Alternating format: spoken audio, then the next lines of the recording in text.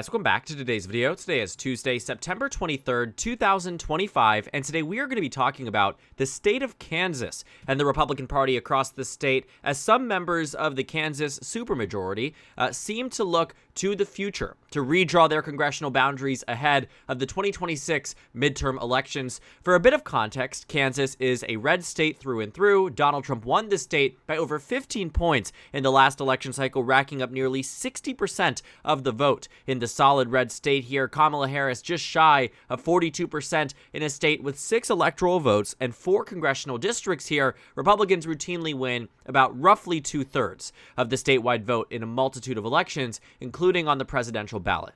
But when it comes down to congressional representation, Kansas in the last election only sent one Democrat to Congress here in the 3rd district. Sharice Davids, who has been in this district for quite some time, less than a decade, but still quite some time, ran in 2024 and won her race by roughly 11 points. But Kansas, as a state that has a supermajority for Republicans in both legislative chambers, well, what you find here is the perfect opportunity, as being seen the pressure from the Oval Office to a multitude of states, including Kansas, to redraw their congressional boundaries, that Republicans might have an opportunity to draw out the 3rd district.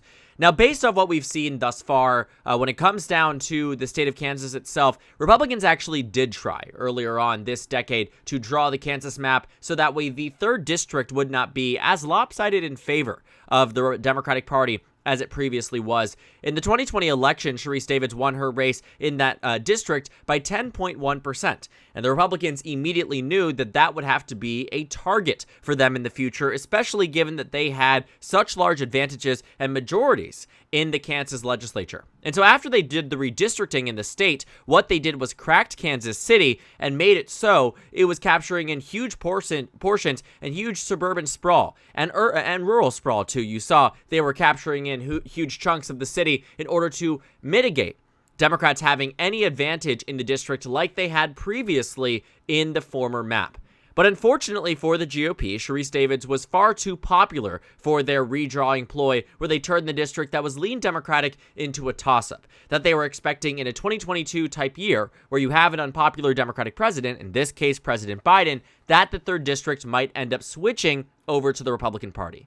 But evidently, that was not the case. Sharice Davids got 12.2% of the vote margin victory in the 3rd district here 2 years later, despite Donald Trump winning the state by roughly 17. And when it actually comes down to the 3rd district, we can actually take a look at how the 3rd district voted in the last cycle. You are going to find that Donald Trump lost this district by just 4. So Sharice Davids is someone who Republicans know if they are going to get rid of her, it can't be in a toss-up district. It cannot be in a district that is just going to the Democratic Party by 4 points on the national scale, yet voting for the Democrats for House here by roughly 10. And that's why they want to redraw the map. No matter how bad 2026 ends up, the 3rd district in Kansas will ultimately be a Democratic district. Sharice Davids, unless she decides to completely absolve herself of running for representative in this 3rd district and run for governor, which is a very, interesting possibility, doesn't look like that's the likeliest outcome unless they do move forward with a mapped redraw here. The point is that they need this map to be solid for the Republican Party with absolutely no considerations in either direction. It cannot be a toss-up. And we've seen it happen before, actually. One of the prime states that we've talked about as of late is the state of Utah when it comes down to congressional redistricting. Because Republicans took a map that had 1 competitive district and 3 Republican districts, similar to that of Kansas, and moved over this 4th district from being a toss-up to being one that was solid and locked in for the GOP, went from being a district the Republicans won by 1 point in the 2020 cycle. 2 years later, they won by 29%. That is how you draw an excessive gerrymander, and one that was evidently successful, but only for so long. Similar to what might happen in Kansas, should the Republicans decide to move forward with a redraw here, the Utah Supreme Court ruled that there must be a new map in the state here. The Utah legislature then had to come back with 5 new maps that they are considering up for a vote. Those new maps here all include a Harris district in the state, if not a district that was won by Trump by just 2 points. The point is that they've taken districts that were Trump plus 30, Trump plus 25, and they had to turn one of them into a Democratic district because of their overreach. And the Utah courts weren't even and aren't even Democratic controlled. They're not lobbied and advocated on by the party that would stand to benefit from this. They were just ruling on what they felt was rule of law in the state of Utah. Now, Kansas is a bit different. Back in 2022, the Kansas Supreme Court said that political gerrymandering was actually legal, given that there was no statewide ban in the Constitution that the Supreme Court could uphold. But a mid-decade redistricting fiasco might look very different. You see, the Kansas Supreme Court, it might not shock you that they ruled that the GOP gerrymander was in fact constitutional, but you would expect that to come from a Republican court. But in fact, this decision was brought down by a Democratic court. And largely, too, because they looked at this map and said, well, as much as it does have, Republicans in 3 out of the 4 seats here, maybe in theory it should be 2 Republicans, 1 Democrat, and 1 toss-up. They said it wasn't a partisan gerrymander, and it did not seem excessive enough that the majority Democratic court here needed to overturn the map. But in the event that they decide to go down the pathway of completely redrawing the congressional boundaries here, I'm sure that the Kansas Supreme Court can find a way to intervene on this case. The United States Supreme Court has already ruled in many years past, including the most recent cycle, that they do not involve themselves in partisan gerrymandering cases. And so it will be very interesting to see exactly what the decision-making process is for Democrats, even if they do end up getting so far that it reaches the Kansas Supreme Court. And so looking at, the variety of reasons as to why this also may not even pass in the first place, why Republicans who are receiving, major ads pulled out by the Club for Growth PAC, which is a Republican organization that really hones in on instances like this, Kansas, Indiana, Missouri, they lobby the Republicans across these states to say, you should vote for a redistricting effort in the state because we need more seats. Republicans know that they're not on track to win the election in 2026. Republicans know that they're not as popular as they once were, and that Donald Trump poses an existential threat to their political party's control in a number of different states. And Club for Growth recognizes that too, but on this end, instead of trying to remove Republicans from doing things that might be perceived as more negative for their political party, they are instead trying to change and subvert the will of the voters in Kansas to make it so it is impossible for Democrats to get any seats out of a state that only gives them 25% representation in Washington, D.C. Now, thinking about the other reasons that this might fail in the state, is that in order for this to happen, the Kansas legislature would have to call a special session. That requires a supermajority of lawmakers to sign onto a petition in order to make that happen. As much as it seems like it might be easy, the Kansas legislature has only ever forced a special session once, and that was in 2021 when they did so about federal vaccine mandates. Beyond that, you have never been able to find that the state of Kansas Republicans have been able to pull together a strong enough advantage that they have enough people coming in to vote on this issue. And so if they are, able to get that vote in order to pass a new congressional map, they also need a supermajority to override Laura Kelly's likely veto. As much as it is a Republican state on the presidential level, there's been a Democratic governor in the state for the past 7 years. And that isn't changing in time for the 2026 midterms. Their election is in 2026, which means any type of new congressional map would need to be approved by the Democratic governor. Otherwise, they need a supermajority to override that veto. And as much as they have the supermajority when it comes down to actual party identification, there aren't that many Republicans who come from safe enough seats that they feel solid that every single one of those candidates can go on to face the voters next year and end up winning re-election. There are some Republicans who are moderate, who find themselves in a purple district that have survived based off luck and the ability to win over moderate and independent voters that lean conservative. But if Republicans were to try this clear and blatant power grab, they may lose re-election, and it may end up failing anyways by the degree that the Supreme Court of Kansas ends up upholding. So thinking about, there's a multitude of ways that this Kansas plot here is probably going to fail. Whether or not it is a failure at the state legislative level, whether or not it's a failure that the governor decides to veto the bill, whether or not it's a failure that enough Republicans decide not even to meet in the first place, and whether it is a failure at the highest court of the land in the state of Kansas, there are a multitude of ways where I could seriously see this effort to, again, undermine the will of the voters in Kansas could really come crashing down. And Republicans have already suffered losses when it comes down to new congressional maps as of late. In Utah, we saw the legislature here is unveiling new maps, but ones they really don't want to put forth. Proposition 50 in the state of California looks increasingly more and more likely like it's going to pass. Kamala Harris went on MSNBC last night and advocated on its behalf and told Rachel Maddow that she's going to go out there and campaign, and she supports Proposition 50.